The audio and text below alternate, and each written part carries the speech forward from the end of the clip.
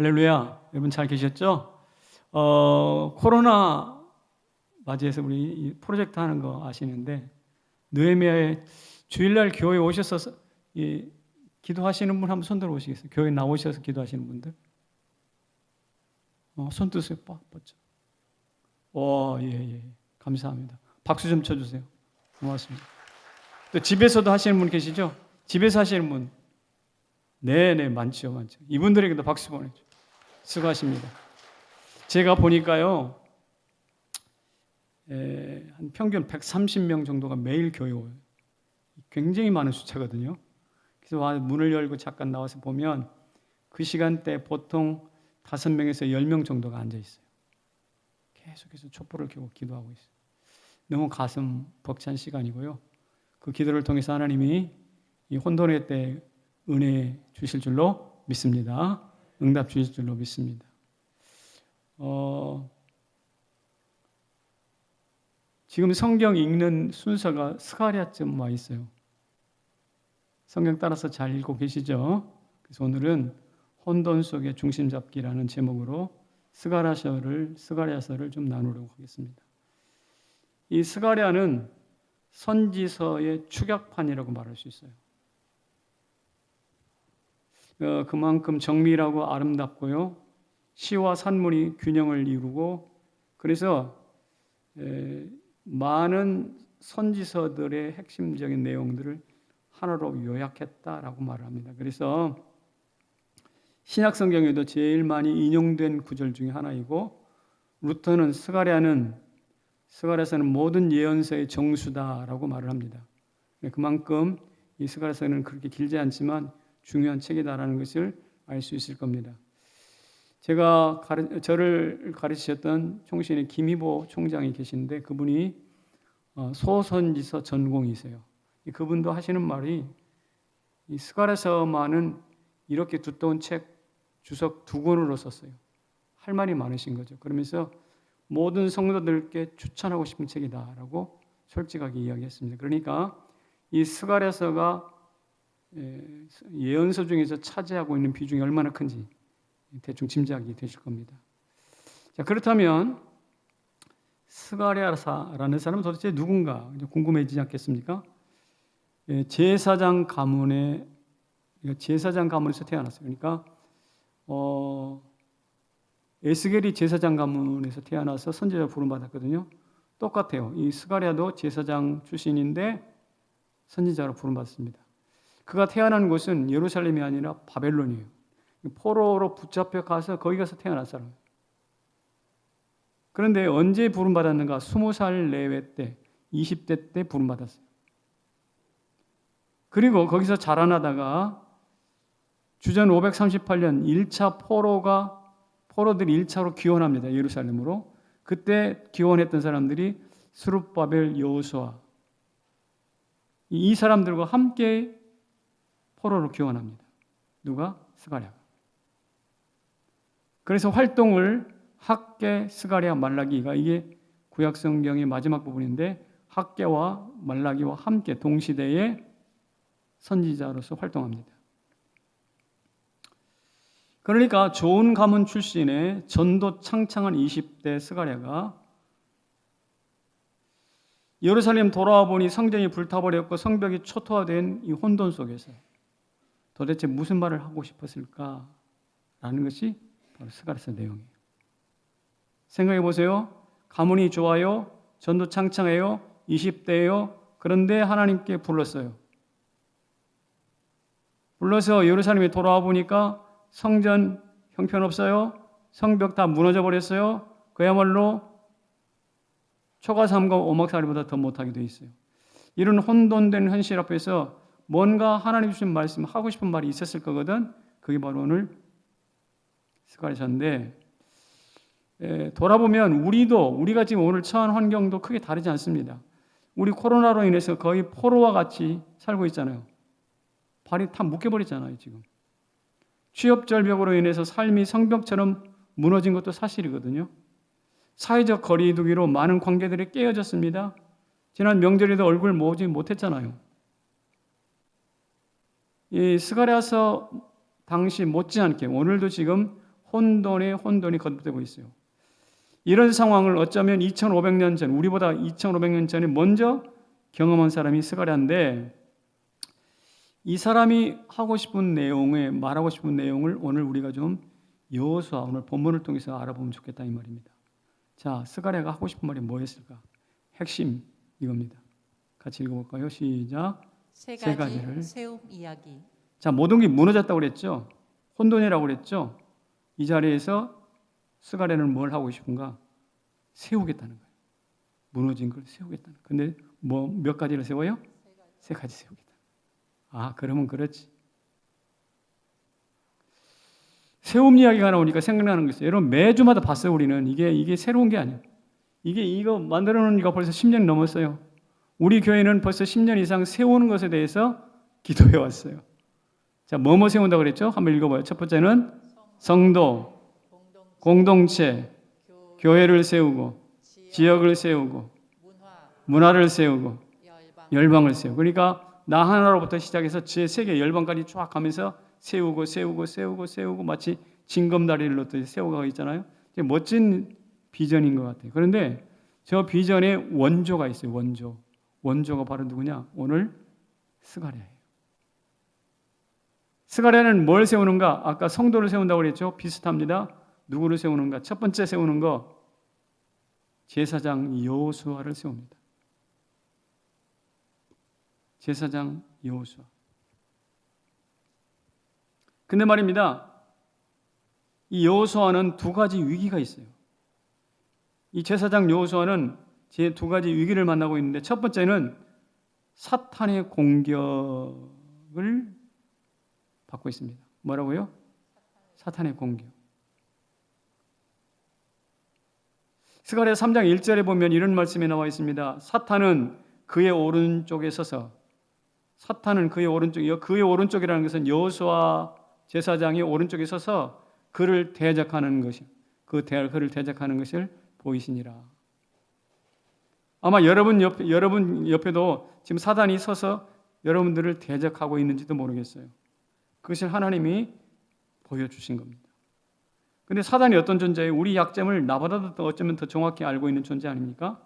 그런 사단이 우리를 공격하고 전곡을 탁 찌르고 들어온다면 우리는 거의 100% 그 자리에서 아예 소리를 못하고 쓰러질 수밖에 없는 존재. 그런 생각하면 좀 대단히 두려운 일이죠. 자, 어쨌든 여호수아는 사단의 공격 앞에 노출되어 있습니다. 두 번째로는요, 더러운 옷을 입고 있어요. 그냥 좋은 갑옷, 방패나 이런 거 있으면 좋겠는데 더러운 옷을 입고 있다고 있네요. 3절입니다. 시작. 여호수아가 더러운 옷을 입고 천사 앞에 서 있는지라. 그러니까 천사 앞에 막 방패를 들고 탄탄한 옷을 입고 갑옷을 입었으면 얼마나 좋겠어요. 그런데 그게 아니라 더러운 옷을 입었다는 것입니다. 이것은 뭐냐? 사단의 공격 앞에 만신창이가 되고 형편없이 무조건하던 영적인 상태를 상징하는 말씀이라고 할 수 있습니다. 이게 여호수아의 상태예요. 두 가지 위기를 맞는 거죠. 사단의 공격과 그로 인해서 더러워진 옷. 그런데 이게 여호수아의 뿐만 아니라 대적들에게 조롱을 받고 율법과 제사가 뭔지도 몰라서 죄와 뒤죽박죽 더불어 뒤원복이 되어서 살아가고 있는 현재 이스라엘 백성들의 모습과도 같습니다. 한 걸음 더 나간다면 코로나나 재정, 건강, 관계 위험 때문에 이렇게 저렇게 뒤죽박죽 허둥대고 있는 오늘 우리의 모습과도 크게 다르지 않습니다. 그러니까 여호수아나 이스라엘이나 우리가 사단의 공격과 더러움 앞에 노출되어 있는 모습을 그대로 보여주고 있다는 것이죠. 그런데 이런 여호수아, 이런 이스라엘, 이런 우리를 하나님께서 무엇이요? 다시 세우겠다는 거예요. 다시 세워. 믿으시기 바랍니다. 우리 분명히 하나님이 다시 세우실 거거든요. 그런데 어떻게 다시 세우시는가? 사단을 책망하는 것으로 세워요. 같이 3장 2절 시작. 사단아 여호와께서 너를 책망하노라. 사단이 여호수아를 지금 공격하고 있다고 그랬잖아요. 근데 그 책망하시는 하나님이. 근데 여기 책망이라는 말을 조금 살펴볼 필요가 있는데 이 책망은 시편에서 이렇게 말하고 있어요. 같이 한번 읽어봅시다. 시작. 홍해를 꾸짖으시니 곧 마르니 바다 건너가기를 마치 광야를 지나감 같게 하사. 자, 하나님께서 홍해를 뭐 했다고 그랬어요? 꾸짖었어요. 그랬더니 결과가 뭐예요? 말라버렸어요. 그래서 마른 땅 건너가듯이 바다를 건너갔다. 이게 시편 기자의 고백이거든요. 근데 저기서 꾸짖다라는 말이 오늘 사단을 책망하시다 할 때, 하나님의 사단을 책망하시다 할 때의 책망이에요. 자, 꾸짖어서 바다가 말라버렸죠? 똑같은 꾸짖음으로 사단을 어떻게 해요? 책망한다는 말이에요. 아마 사단도 꽁무니가 빠지도록 도망가고 남았어요. 우리 하나님이 완벽한, 봅시다. 읽어볼까요? 우리 하나님이 완벽한 제압이에요. 완벽한 완전한 해결이에요. 하나님의 책망, 하나님의 꾸짖음이 사단을 제압해서 문제들을 해결하고 완벽하게 제압하고, 할렐루야! 이게 하나님의 다시 세우시는 방법이에요. 그러면 아직 더러운 옷을 입고 있는 여호수아는 어떡하라고? 또 방법이 있잖아요. 다음 성경 구절 읽어봅시다. 시작. 정결한 관을 그 머리에 씌우며 옷을 입히고 여호와의 천사는 곁에 섰더라. 저걸 누구 보고 하는 소리냐면 여호수아에 대한 설명이거든요. 관을 머리에 씌웠어요. 그 다음에 옷을 입었어요. 더러운 옷을 다 벗기고요. 옷을 깨끗하게 제사장의 옷을 갈아입혀요. 그리고 그 옆에는 누구를 세워요? 여호와의 천사는 곁에 섰더라. 와, 더러운 옷으로 떼국물이 찌글찌글 흐르는 여호수아를 하나님께서 관련을 면류관을 쓰시고 제사장 옷을 입히시고 옆에는 누구? 천사를 세우세요. 와, 너무 멋지잖아요? 이런 일들이 여러분에게 있기를 소망합니다. 아마 이것 때문에 천주교에서는 수호천사라는 말을 쓰는지 모르겠어요. 어쨌든 그것이 뭐 사실인데 어쩐지 모르겠지만 어쨌든 우리를 깨끗하게 옷을 입히시고 관을 씌우시고 수호천사까지 대동시켜서 여호수아를 회복하십니다. 세우십니다. 할렐루야! 이게 오늘 하나님께서 세우시겠다는 첫 번째 이야기예요. 두 번째는 싹과 돌을 세우신다라고 본문에 말하고 있어요. 자, 여호수아를 세우시는 것으로 끝내버리잖아요. 하나님은 한 걸음 더 나가셔서 무슨 일을 하시는가? 성경 구절 두 개를 한번 읽어볼게요. 시작. 내가 내 종 싹을 나게 하리라. 뭐가 난다고? 싹이요. 그 다음에 시작. 여호수아 앞에 세운 돌을 보라. 한 돌에 7 눈이 있느니라. 뭘 보라고요? 돌을 보래요. 돌. 그러니까 싹과 돌입니다. 그런데 이 싹과 돌은 이사야 예언서에 따르면 연한 순이라고 표현되어 있고, 또 이사야는 내가 한 돌을 시온에 두어 기초를 삼았으니 그 돌을 믿으면 급절하지 않을 것이다 라는 말씀을 하셨거든요. 이 이사야가 말했던 순과 돌이 지금 스가랴서에 다시 나오는 거예요. 싹과 돌. 한마디로 말하면 장차 오실 예수 그리스도를 말합니다. 장차 오셔서 순으로 오지만 엄청나게 큰 나무가 되시고 거기에 새와 짐승들이 깃드는 하나님의 나라를 건설하실 예수 그리스도, 그리고 모든 인생이 흔들리는 것들의 돌과 기초가 되어주시는 예수 그리스도, 이것을 딱 알아챘어요. 그래서 베드로가 말입니다. 이렇게 권면합니다. 한번 읽어볼까요? 시작. 보배로운 산 돌이신 예수에게 나와 너희도 산돌 같이 신령한 집으로 세워지고. 베드로가 이 말씀을 벌써 딱 알아챘어요. 뜻이 뭔지. 보배로운 살아있는 돌 누구? 예수 그리스도. 너희도 돌 예수님과 같이 신령한 집으로 지어져 가라. 이렇게 축복합니다. 왜 이렇게 축복할까요? 바로 이 혼돈의 시대에 이 사람들만, 예수 그리스도로 말미암는 사람들만 핵심이요 중심이 될 수 있기 때문에 그렇습니다. 그러니까 스가랴는 지금 모든 것이 무너져버린 이때에 정말 파수꾼이 아침을 기다리듯이, 포로가 해방을 기다리듯이 모든 주의 집중을 총 기울여서 예수 그리스도를 기다리고 있는 거예요. 왜냐하면 그 예수께서 우리에게 싹이 되시고 기초가 되어 주실 것이니까.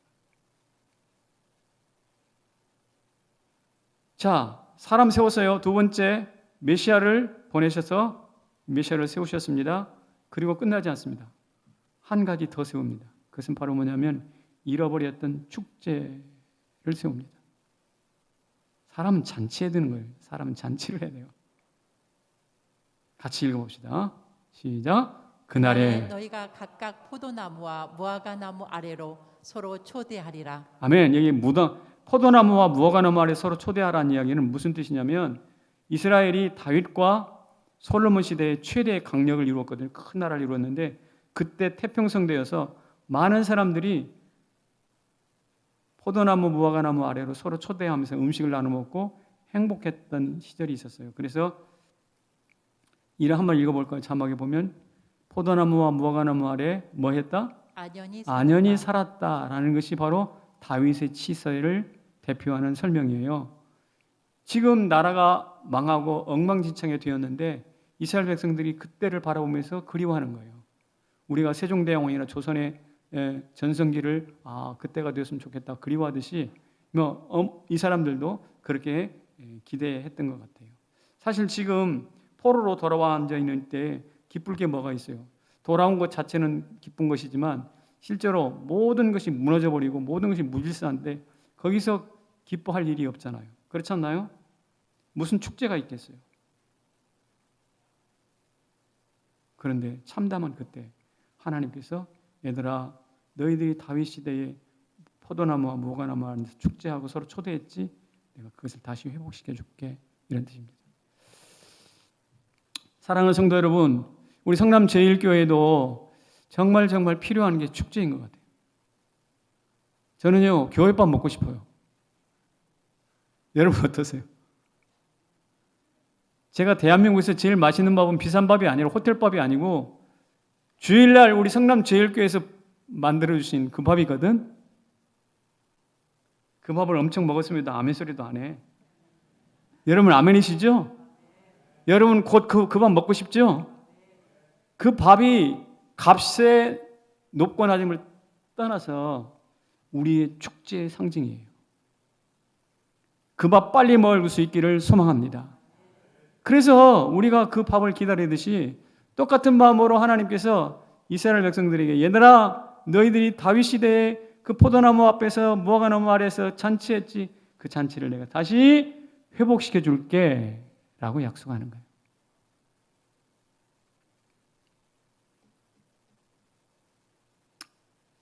그런데 말입니다. 이 세 가지를 회복하시겠다고 약속을 하셨는데 이거 받아들이는 것이 쉽지 않습니다. 정말 하나님이 그렇게 하실 수 있을까? 지금 사단이 공격하고 있고 또 예수 그리스도를 갈망한다고 하지만 아직도 눈에 보이지 않고 있고 아무것도 남지 않은 이 혼돈의 때에 축제를 기대한다?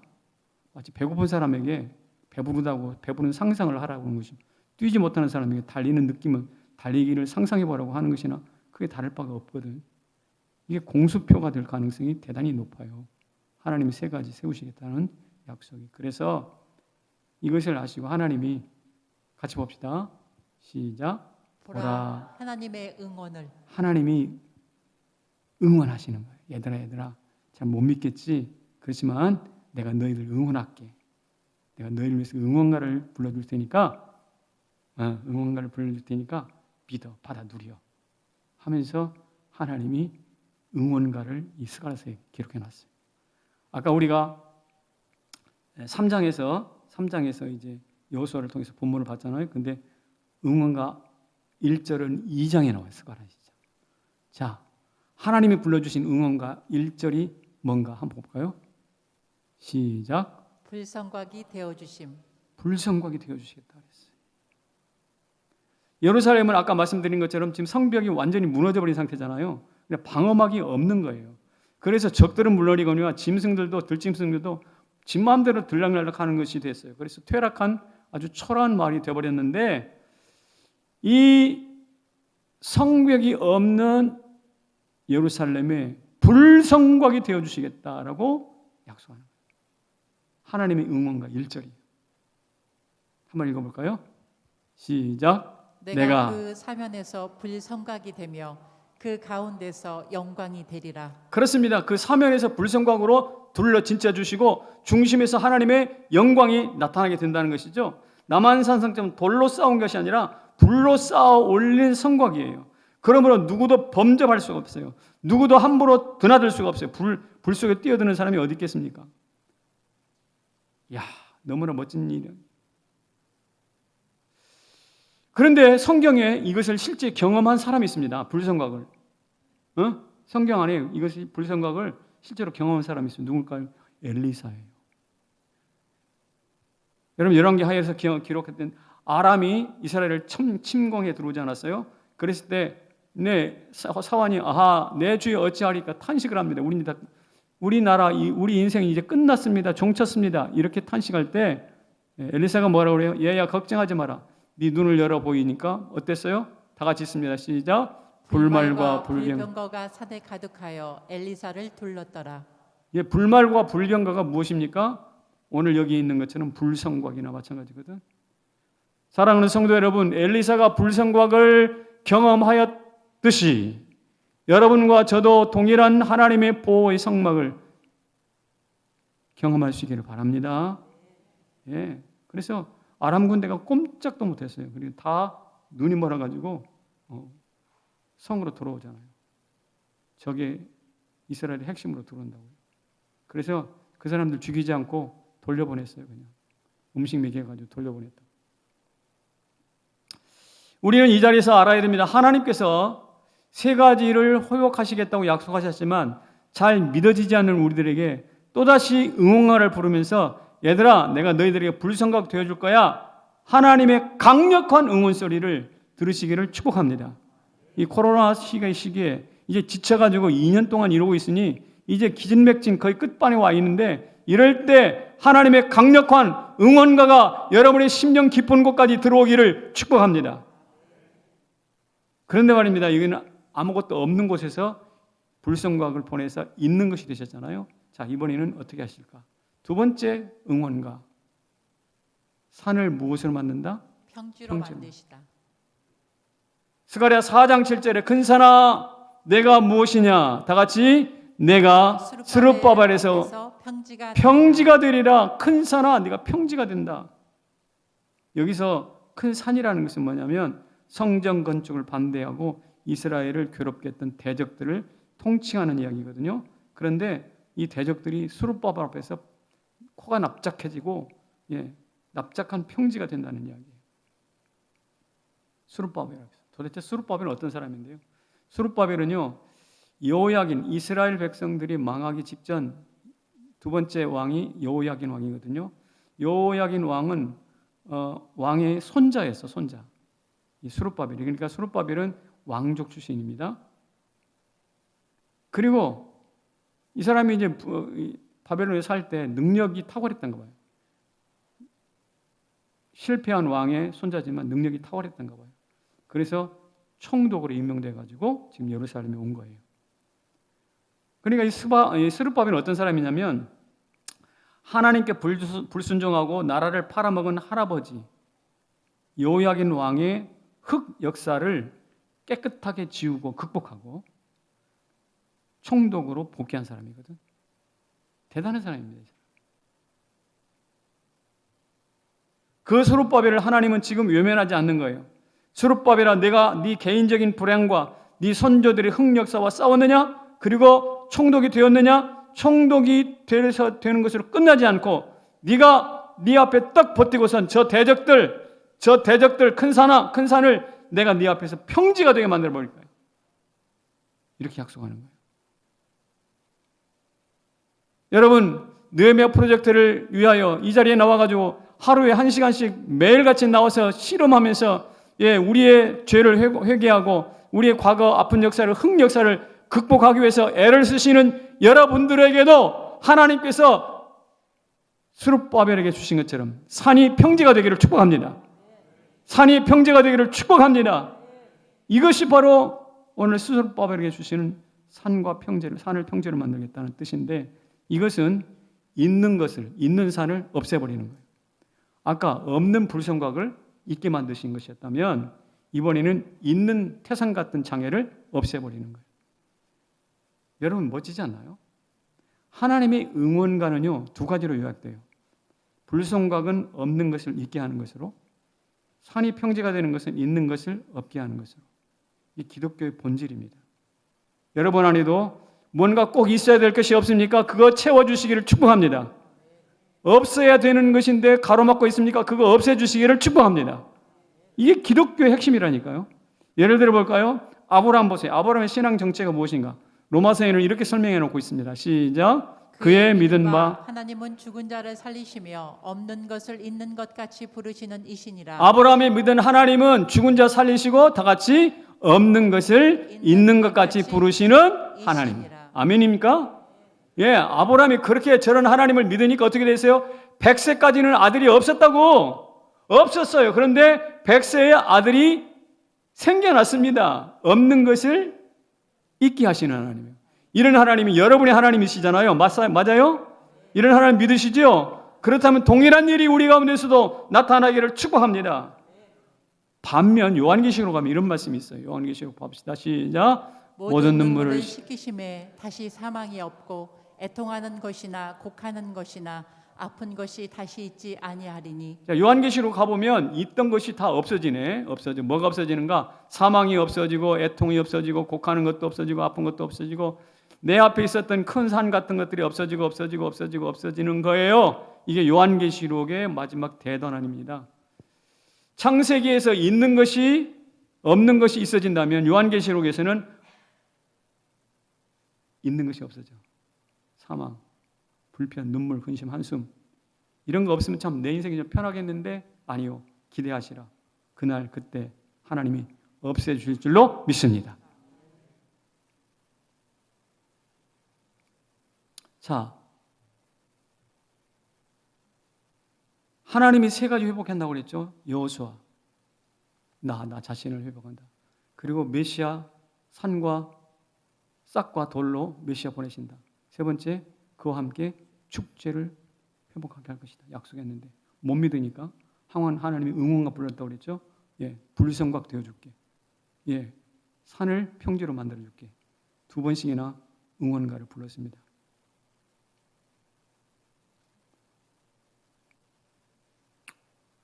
그렇다면 이 말씀을 자기 것으로 받아 그렇게 산 사람이 있을까?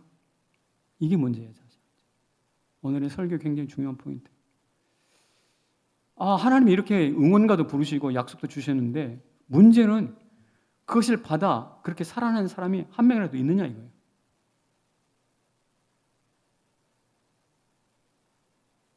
있습니다. 아니, 너무나 많습니다. 얼마 전에 돌아가신 조영계 목사님 지난주에 제가 말씀드렸습니다만은 그분은요 아무것도 없는 여의도 모래밭에 교회 세웠어요. 그리고 세계 최대의 교회가 됐어요. 등록 성도 70만이라고 합니다. 그러니까 아브라함만 없는 데서 자식 얻은 게 아니라 아무것도 없는 모래톱에서 세계 최대의 교회를 세운 사람 누구예요? 조용기.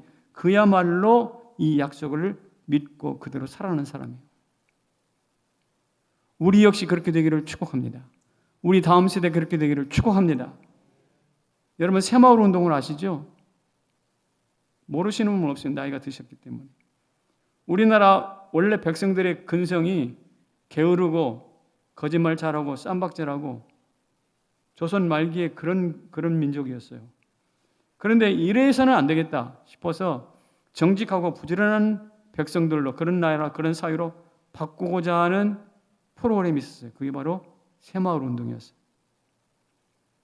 그런데 그것이 박정희 대통령이 정치적인 운동, 국민운동으로 새마을 운동을 했는데 그 운동의 핵심이었던 한 사람이 있어요. 그 운동을 핵심적으로 사상을 제공했던 사람이 유태영 박사라는 분인데 이분은 어떤 분이냐? 신실한 그리스도인이에요. 이 아브라함의 존재, 아브라함의 믿음을 마음에 깊이 담았던 사람이거든요. 이 양반은 일자무식 아버지와 일자무식 어머니 밑에서 태어났어요. 그런데 그분은 그럽니다. 일자무식이라도 아기는 잘났다 해. 그래가지고 10남마리를 낳았다네. 근데 그 중에 한 사람이 지금 유태영이야. 찢어지게 가난한데 자기를 뒷받침해 줄 수 있는 누구도 재정이 없잖아요. 그래서 결국은 혼자 집을 나와가지고 서울로 올라와서 전라북도 임실 출신이야. 이분이 임실. 전라북도 내 고향 옆에. 그쪽에는 사람이 유명한 사람이 많이 나오나 봐. 어쨌든 서울로 올라와가지고 고학하면서 미군 그 구두 닦아주는 일을 했어요. 그러면서 고학해가지고 공부해서 건국대학교 들어갑니다. 물론 인류대학은 아니지만 건국대학교가 그 농과대학이 유명하거든. 그래서 이분이 그 학교를 공부하면서 농촌을 바꿔야 나라가 산다라는 생각으로 꿈을 꾸기 시작합니다. 그런데 세계 역사를 보면 농업이 가장 그래도 탁월하게 발전한 나라가 아프리카에 있습니까? 없어요. 거기는. 어디에 있느냐? 저 북유럽의 덴마크란 나라가 농업이 참 발달했다고 그래요. 그래서 이분이 덴마크 국왕에게 편지를 씁니다. 폐하, 제가 공부해 보니 덴마크의 농업이 세계 최고라고 합니다. 우리 못 사는 대한민국이 당신의 나라 농업을 배워서 우리도 좀 잘 사는 나라가 되고 싶습니다. 그러니 기회를 주십시오. 저는 가난한 농부의 아들이라서 등록금 낼 유학비도 낼 수 없습니다. 저에게 주시려면 전액장학금을 주십시오. 전학장학금을 대주셔서 저를 당신의 나라에 유학 좀 시켜주십시오. 이거 뭐 도둑놈 심보로가 네가 뭔데 또 동양의 코리아에 있는 아이가 내가 얼굴도 못 뵀는데 너한테 왜 이래야 돼? 이런 생각을 자아낼 만큼 이런 끝도 없는 말도 안 되는 편지를 딱 썼어요. 그리고 그 편지를 보내려고 하니 주소를 모르겠네. 덴마크 왕 주소가 모르잖아요. 그래서 이렇게 썼답니다. 덴마크 코펜하겐은 수도예요. 프레데릭 9세 국왕 폐하. 거기 뭐 무슨 구, 무슨 번지 이런 거 없어요. 왕실 이런 것도 없어요. 궁전 이런 것도 없어요. 그냥 프레데릭 9세 국왕 폐하. 여러분 저 편지 들어갔을까 안 들어갔을까요? 믿음이 없어. 들어갔을까 안 들어갔을까요? 들어갔어요. 왜냐하면 우체부들이 프레데릭 자기 나라 국왕이 어디 사는지 모를 리가 없잖아요. 정확히 들어갔어요. 왕이 딱 읽어보니까 참 당돌한 편지 아닙니까? 궁금했어요. 그래서 비서관을 시켜서 편지를 씁니다. 전액 장학금 줄 테니 와서 공부하시게. 와우. 그래서 이 촌놈 임실 출신이 거기 가가지고 공부를 하기 시작해요. 얼마나 행복했을까요? 얼마나 많은 것들 배웠을까요? 그리고 거기서 끝나지 않고 돌아오는 귀국하는 길에 이스라엘 키부츠라고 아시죠? 그것도 농업 공동체인데 이스라엘 키부츠가 당시 유명했어요. 키부츠에 가가지고 또 거기도 공부해요.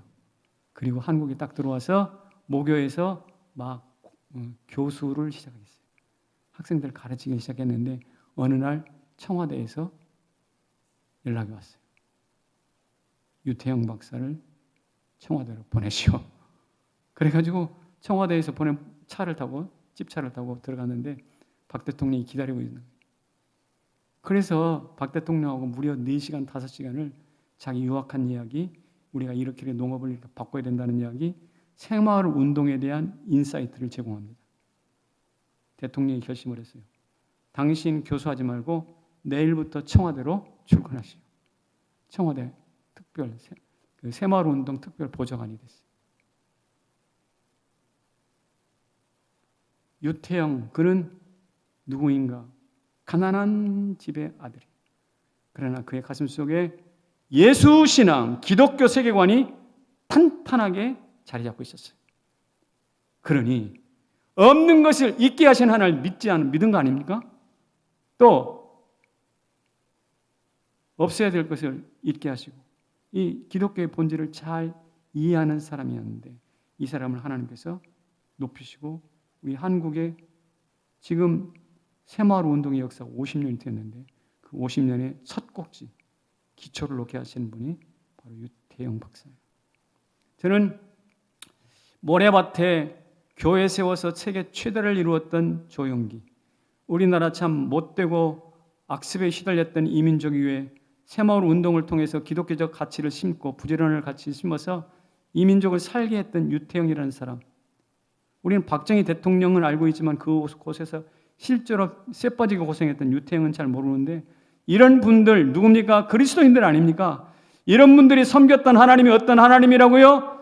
다시 세우시는 하나님입니다. 우리를 향하여 응원가를 부르시는 하나님이십니다. 믿으십니까? 예, 그런 하나님을 믿고 없는 것을 있고 있는 것을 없게 하시는 그 하나님을 믿고 살아갔던 사람들을 통해서 역사가 바뀌는 거예요. 혼돈이 무너지고 혼돈이 오히려 질서가 잡히는 거예요.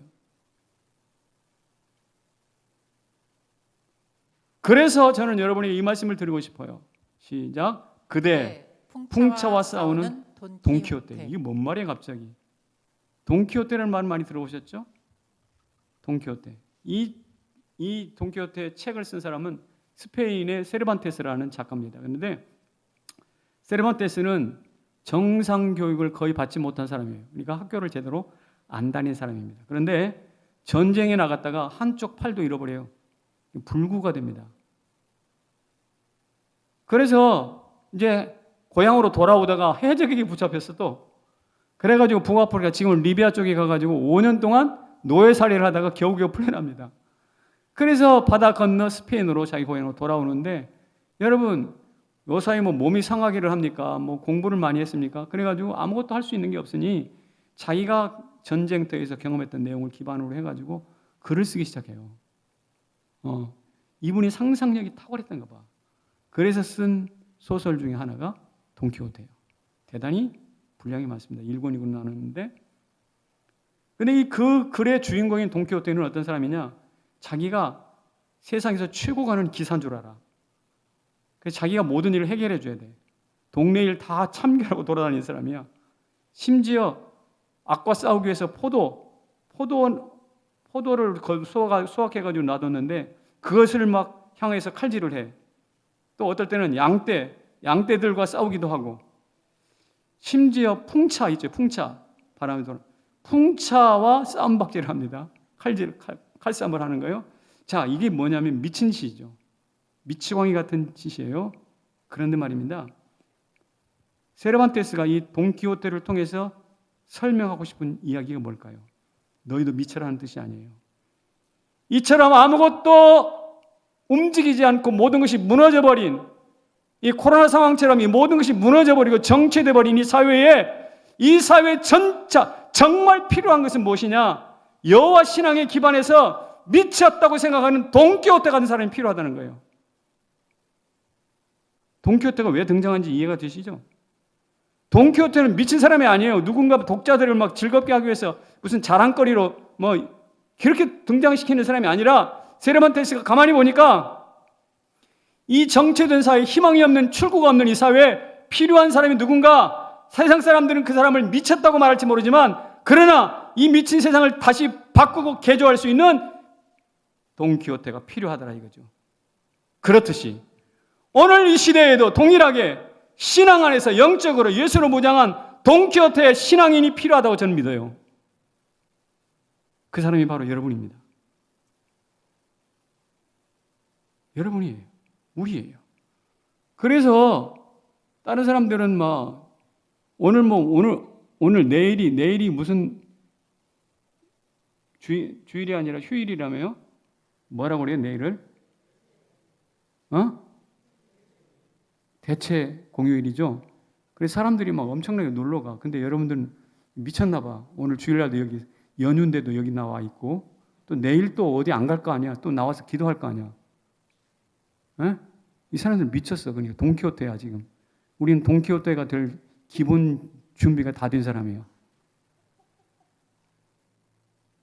문제는 우리 앞에 있는 풍차가 됐든 뭐가 됐든 정취되어 있든 이 무질서한 이것들과 칼을 빼서 기사가 되어서 싸우시기를 주의 이름으로 축원합니다.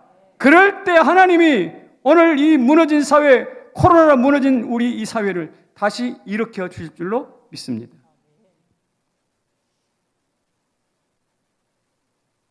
다시 한번 기억해봐요. 풍차와 싸우는 미친 짓을 통해서라도 새로움에 도전하라. 세상이 자기를 중심으로 돌아간다고 말하는 사람은 망상에 사로잡힌 사람이죠. 자기가 세상의 중심이야? 망상이죠. 그러나 거꾸로 하나님이 나를 그 세상의 중심에 세우셨다고 믿으면 그것은 위대한 신앙입니다. 바로 그 신앙을 가지라는 거예요.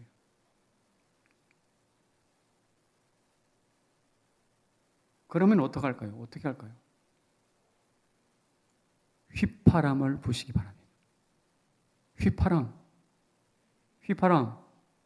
저 북한에서는 휘파람이라는 유명한 대중가요가 있어요. 휘파람.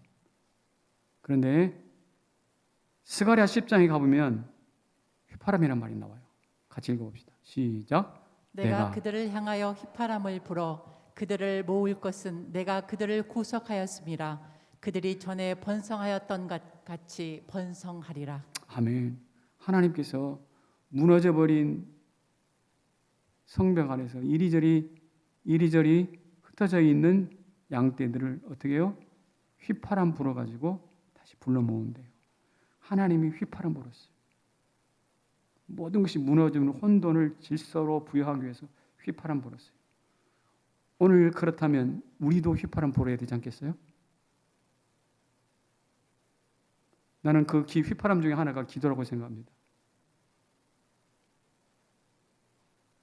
그 휘파람 누가 들을까요? 하나님이 들으시고 골짜기가 듣고 메아리로 반응해 주세요. 세상에 우리는 이렇게 외쳤으면 좋겠어요. 세상이여 더 이상 살인과 탐욕과 분쟁과 파당을 중시하십시오. 여러분 이렇게 담대하게 외칠 수 있는 것이 돈키호테적 용기예요. 이 휘파람 불 때 하나님이 우리 가운데 지혜와 능력을 주실 줄로 믿습니다. 좀 시간이 갔지만 강재원 장로님 이야기를 하고 설교를 좀 마치려고 합니다. 그분은 우리 교회에서 이름도 빛도 없이 낮은 곳에서 주일학교 어린이를 가르쳤습니다. 그리고 꽤 오래전에 작은 도서관 운동도 해가지고 교회 안에 도서관도 책도 많이 사다 놓고 했습니다. 세미 리더스쿨 토요일 날 하고 있는 리더스쿨도 누가 이렇게 뭐 관심도 두지 않지만 그 리더스쿨을 책임져서 다음 세를 키웠습니다. 그러니까 책과 인재 양성에 집중했던 분이세요. 그런데 교회에서 이런 경험을 하고 나서 어느 날 이분이 근무하시는 곳이 송파구청에서 공직자로 계셨잖아요. 거기에서 청소년 사역, 그러니까 청소년들을 기르고 공부할 수 있는 길을 열어주는 일을 맡아서 관심 있게 지도하셨어요. 그리고 그 지자체에서 책을 만드는 책박물관, 책박물관을 개설하는데 중추적인 역할을 감당합니다. 그러니 가만히 놓고 보세요. 청소년들을 가르쳤던 것은 교회에서 원래 했던 일이에요. 책도 역시 교회에서 작은 도서관 운동하면서 책을 가지고 가르쳤던 그 일이에요. 그런데 교회에서 했던 이 일들이 삶의 현장에서 실제 세상의 삶의 현장에서 뭐가 되는가? 씨앗이 되는 거예요. 그래서 그걸 가지고 점점점 하나님이 확대시키는 거예요. 그래서 사실 공무원들 입장에서는 청소년과 별로 인기가 없었을 것 같아요. 인사과, 정책과, 지역경, 부동산과 이런 건 굉장히 인기가 있었을 텐데 청소년과 제 추측이 그래요. 그리고 책박물관, 책을 읽기 알아? 이것도 사실 사람들에게 큰 관심이 없는 부분인데 그렇게 소유된 영역을 우리 장로님이 탁 붙들고 그걸 교회에서 배우는 것을 가지고 확장시키고 아이들을 내고 그러다 보니까 어떻게 됐을까요? 점점점 그 힘이 얻어요. 그래서 사무관으로 승진도 하시고 최근에 은퇴하셨거든요.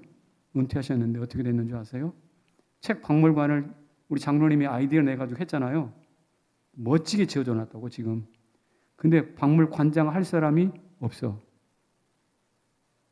자격 조건을 보니까 박물관장을 할 사람이 없다라고. 딱 한 사람밖에 없어. 누군지 아세요? 강재원이야. 그래서 본인이 현직에 있을 때 책박물관을 만들어 놓고 다른 사람한테 이제 박물관장 하도록 했는데 대상자가 없으니까 하나님이 다시 네가 해라. 그래서 다시 박물관장으로 취임한 지 몇 개월 안 됐죠? 네. 여러분 지금 나는 이것이 거룩한 돈키호테라고 생각하는 거예요. 남들은 별로 관심이 없어요. 책 관심이 없어요. 공무원들 청소년 지도 별 관심이 없어요. 중요하지만 관심이 별로 없어요. 그러나 하나님께서 없는 것을 있게 하시고 있는 것을 없게 하신 그 하나님을 믿고 그것을 붙잡고 씨름하다 보면 하나님께서 거기서 위대한 일들을 만들고 엄청난 돈으로 200억 가까이 되는 엄청난 큰 돈으로 박물관을 우리나라에서 책박물 최초로 해요. 처음 짓게 하는 거예요. 그리고 거기 관장을 삼으세요. 자, 하나님이 역사하심이 살아있어요? 거짓말이에요? 살아있어요. 살아있어요. 증거가 우리 옆에 있어요. 이런 하나님을 신뢰하시기를 바랍니다. 코로나 시대에 이런 하나님을 믿으시기 바랍니다. 이런 하나님이 우리의 기도 자리를 주목하고 있음을 믿으시기 바랍니다. 하나님이 일하십니다. 자, 혼돈 속에 중심 잡는 사람이 바로 그 사람입니다. 바로 여러분이 되시기를 축복합니다. 자리에서 일어나십시오. 나는 믿네.